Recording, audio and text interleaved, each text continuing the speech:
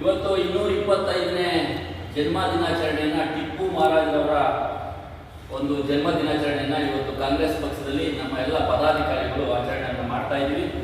ಅವರು ಕನ್ನಡದ ದೇವಸ್ಥಾನಗಳಿಗಿರ್ಬೋದು, ಕರ್ನಾಟಕಕ್ಕೆ ಇರ್ಬೋದು, ಏನೆಲ್ಲ ಒಂದು ತ್ಯಾಗವನ್ನು ಮಾಡಿದ್ದಾರೆ ಅನ್ನೋ ವಿಚಾರ ಇಡೀ ಜನತೆಗೆ ಗೊತ್ತಿದೆ.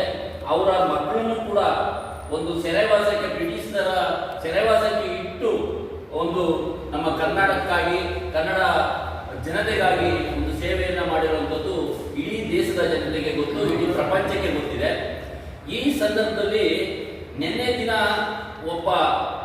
ಒಂದು ಬಜರಂಗ ಸೇನೆ ಅನ್ನುವ ಒಂದು ರಾಜ್ಯಾಧ್ಯಕ್ಷ ಅವನು ಮಂಜುನಾಥ್ ಅನ್ನೋ ವ್ಯಕ್ತಿ ಒಂದು ವಿಚಾರವನ್ನ ನಿನ್ನೆ ಪತ್ರಿಕಾಗೋಷ್ಠಿಯಲ್ಲಿ ಹೇಳಿದ್ದಾರೆ.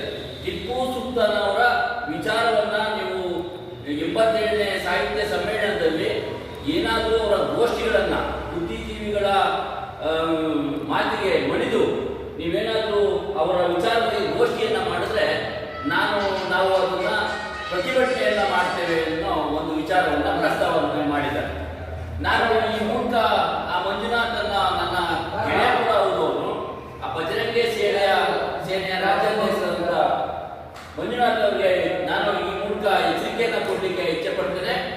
ನೀವು ಇಂಥ ವಿಚಾರಗಳನ್ನ, ಒಂದು ಕೋಮುವಾದವನ್ನ ಸೃಷ್ಟಿಸುವಂತ ವಿಚಾರವನ್ನ ಹೇಳುವಂಥದ್ದು ಖಂಡನೀಯ, ಉಗ್ರವಾಗಿ ಖಂಡಿಸ್ತೇನೆ.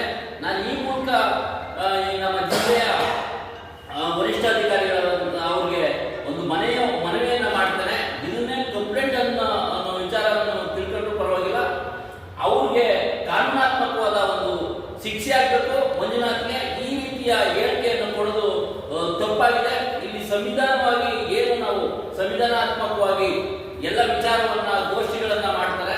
ಕನ್ನಡ ಸಾಹಿತ್ಯ ಸಮ್ಮೇಳನದಲ್ಲಿ ಕನ್ನಡಕ್ಕಾಗಿ ತ್ಯಾಗವನ್ನ ಮಾಡಿರುವಂತ ನಮ್ಮ ಮಹಾರಾಜ್ ಟಿಪ್ಪು ಮಹಾರಾಜರ ಗೋಷ್ಠಿಗಳನ್ನು ನಡೀತವೆ. ಅವೆಲ್ಲ ವಿಚಾರವನ್ನ ಸಾಹಿತ್ಯ ಪರಿಷತ್ ಏನು ಒಂದು ಕಾನೂನಾತ್ಮಕವಾಗಿ ಇರುತ್ತೆ ಅವೆಲ್ಲ ನಡಿಬೇಕಾಗುತ್ತೆ. ಈ ತರ ಒಂದು ಹೇಳಿಕೆಯನ್ನ ಒಂದು ಧರ್ಮದ ಬಗ್ಗೆ ಹೇಳುವಂತ, ವ್ಯಕ್ತಿಯ ಬಗ್ಗೆ ಹೇಳುವಂತ ಇಂಥ ಬಜರಂಗ ಸೇನೆ ಅಂತ ರಿಜಿಸ್ಟ್ರೇ ಆಗಿರುವಂತ ಸೇನೆಗಳನ್ನ ಬಂದ್ ಮಾಡಬೇಕು, ಅವ್ರನ್ನ ಆ ಸಂಘಟನೆಯನ್ನ ರದ್ದು ಮಾಡಬೇಕು. ಮತ್ತೆ ಈ ಹೇಳಿಕೆಯನ್ನ ಕೊಡದ